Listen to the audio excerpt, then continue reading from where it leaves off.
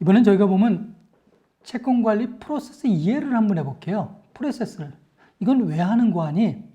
우리가 그죠? 나무만 봐서는 되는 게 아니죠. 숲 전체를 봐야 되는 거죠. 이 채권 관리도 보면 전체를 한번 봐보자는 거죠. 어떻게 시작해서 어떻게 이루어지는지. 제가 그림에 잘 설명드렸고요. 여러분은 제 설명을 들으면서 그 밑에 보면 우리가 보면 이제 설명이 글로 나와 있지 않습니까?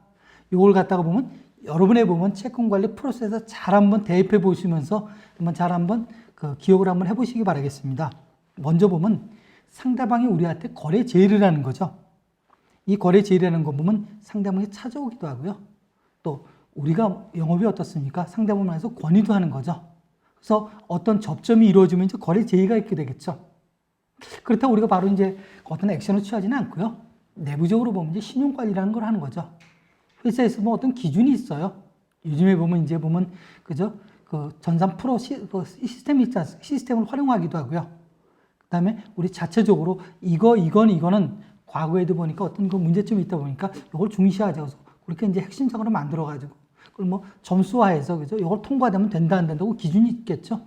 또 기준이 통과가 되면 이제 보면 계약 단계로 가는 거죠. 계약을 체결하죠. 상대방이 우리한테 요구하기에는 품질과 순환과 납기 어떤 조건이 있을 거고요. 우리는 상대방에 대해서 보면 이제 담보 조건이라든지 대금 지급 조건 이런 건 이제 요구할 거고요. 서로 간에 합치가 되면 이제 보면 계약이 이루어지고요. 물론 이제 계약도 보면 이제 구두 계약도 있지만 주로 문서로 많이 하죠. 문서로 많이 하지 않습니까? 그 다음에 보면 이제 보면 계약이 됐으면 이행 단계로 넘어가는 거죠. 물건을 넘겨주는 회사 물건을 넘겨줄 거고요. 공사대 해줄 거고요. 서비스 용역 제공할 거고, 혹시 금전을 빌려주는 데 같은 어떻습니까? 이제 대금, 그죠? 대출 내주기도 하죠. 이거에 따라서 보면 이제 계약이, 그죠? 어느 또 계약 조건에 따라서 회수가 되죠. 아마 이자 주는 데도 있고, 원금 상환도 있고요. 뭔가, 그죠? 이루어지겠죠? 그래서 돈이 들어오면 상관이 없는 거죠. 근데 문제는 보면 이제 돈이 안 들어오면 이게 바로 이제 부실화가 되는 거죠. 그러면 그 다음 단계는 우리가 보면 이제 독촉이란 걸 하지 않습니까? 독촉이란 게 상대방을 만나보기도 하고요. 전화상 독촉도 하고 몇 번 정도 이제 뭐 프로세스가 이루어지고 그 다음 단계는 뭔가니 이제 문서를 보내죠. 내용 증명을 주로 보낸다고 그러죠. 그래서 보면 처음 단계는 뭐 우리 안내문이나 협조문 정도 보내보고요.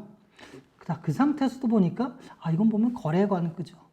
어느 정리 단계는 그냥 맞겠다. 이제 최고선한 걸 발송하고 그래서 세 부를 가지 않습니까? 하나는 우체국 보관, 하나는 우리 당사 보관, 하나는 고객을 보내주지 않습니까?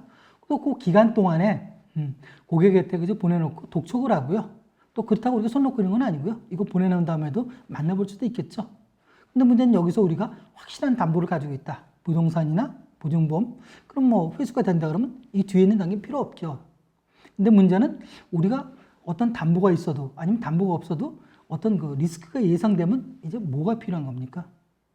민사소송이 필요하죠. 민사소송을 거쳐야 되는데 문제는 우리가 승소할 때까지는 기간이 필요한 거죠. 어떤 일정 기간이 필요하지 않습니까?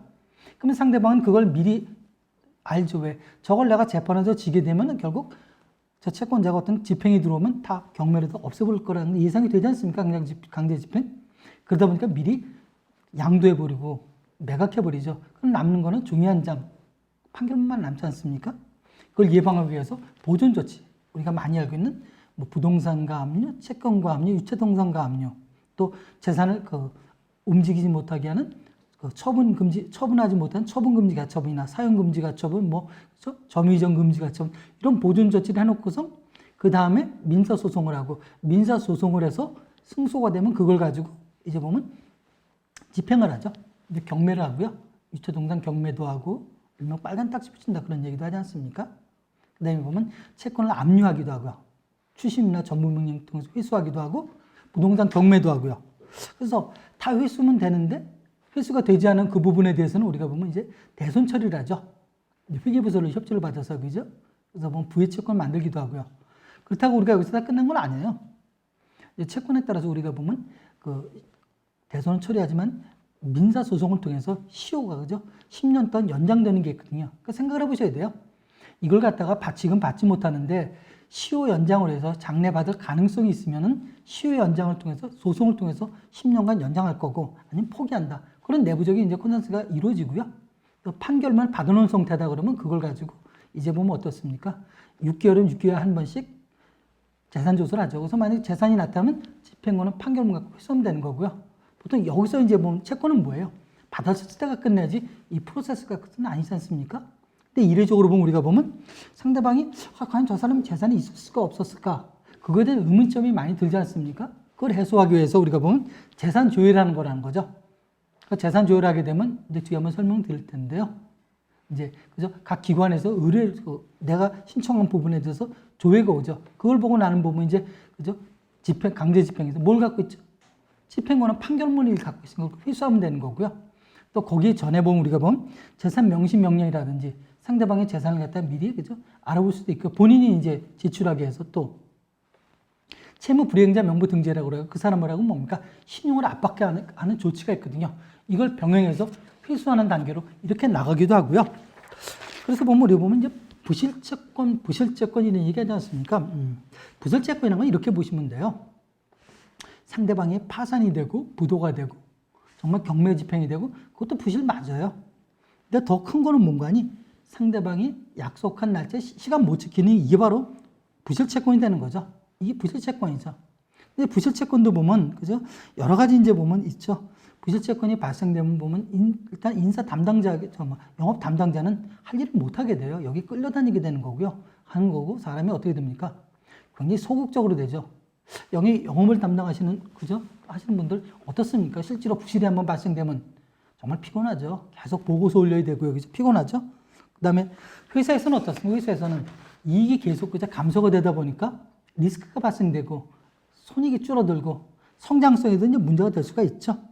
제가 그래서 보면 이런 그죠? 사례 있지 않습니까? 몇 가지 사례를 갖다 제가 4가지 사례 한번 올려드렸어요. 아마 이게 보면 이런 사례를 보시면 아 이런 단계에서는 내가 이렇게 그죠? 해결하겠다는 마인드를 가져야겠다. 아 이렇게 생각하시면 되는 거고요. 그래서 보면 이번 시간은 제가 보면 이 채권관리 프로세스 쪽을 한번 봤어요. 왜?